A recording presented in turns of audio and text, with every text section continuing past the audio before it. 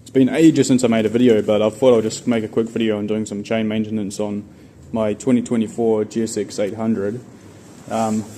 I try to do my chain maintenance, well, chain lubrication every 2 fuel tanks, or 2 to 3 fuel tanks, and I adjust the chain just as needed. This one's gotten a bit loose. I'm aiming for about 30 millimeters of free play, but this has got more like, I don't know, maybe 50, 60 millimeters, so it's a bit on the loose side. It's a pretty simple task as well. All you need is 3 tools.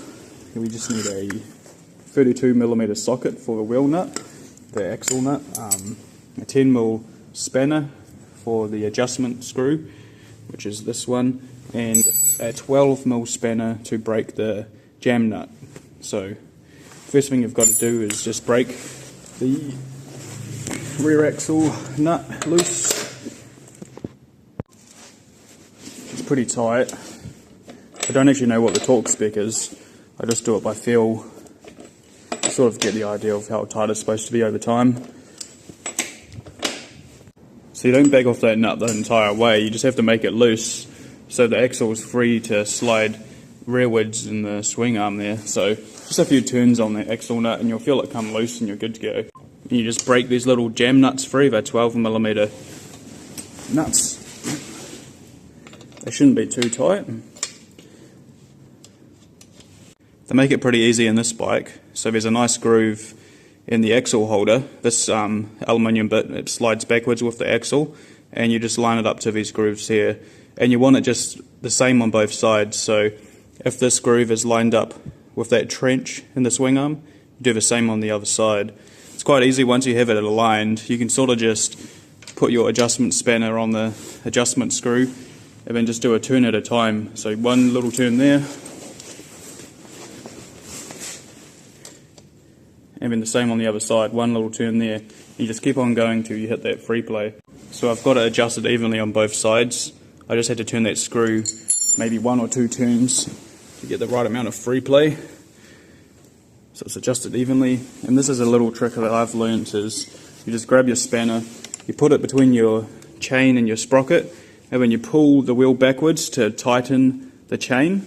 And this pretty much just pulls your entire rear axle as forward as possible. You do this while you do up your rear axle nut, so then it stays nice and even while you're tightening, because sometimes when you're tightening the axle nut, the axle can slide a little bit in the swing arm and your tyre or your wheel can get a bit cockeyed. So yeah, chuck that spanner in there and tighten it up.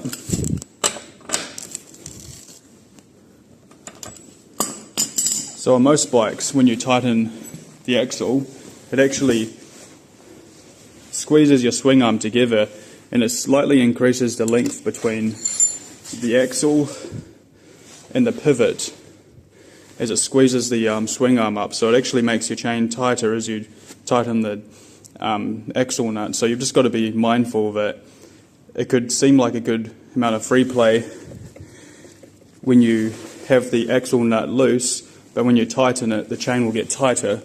But in this case, it's actually come up pretty nice.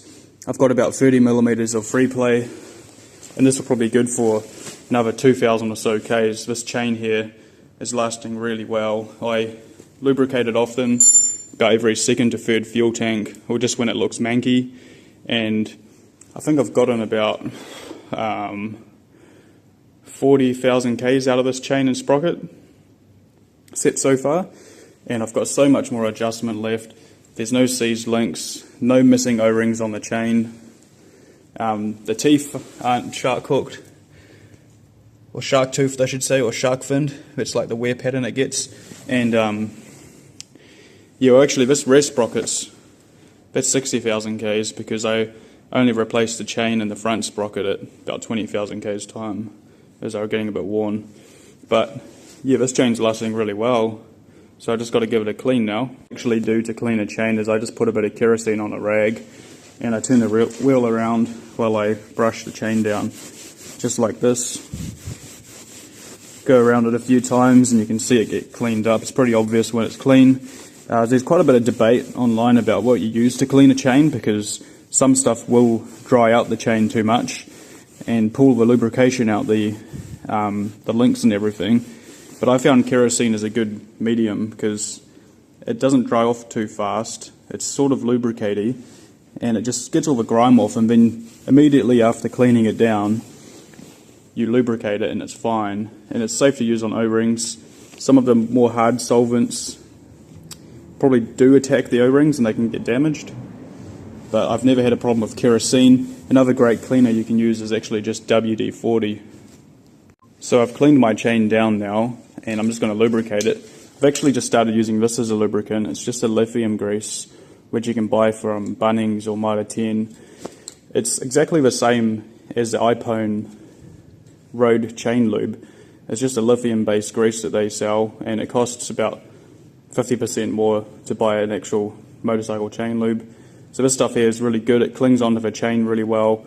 It's really good on the O-rings, and I've been using it for ages, and it's a lot cheaper, so that's a little hack if you want to use that. I've only got two hands, so I can't really show you applying the chain lube, but basically you should apply it on the inside of the chain, because naturally as the chain goes around, the centrifugal force will push the lubricant outwards, and it will go through the entire chain and lubricate it all. So instead of just spraying it on the outside where it's just going to fling off into the air and onto the road and onto your bike and make a big mess like that, spray it into the inside and it would just extrude sort of through the entire chain, and that's the best way to do it. So just on the inside, just like this. Well, I turn the rear wheel, but I've only got two hands, so I'll do that off camera. I also put a rag on the ground to try to catch most of the overspray which comes out, but that's fine. As you can see, I've lubricated it now, and you can see the lubricant on the inside of the chain.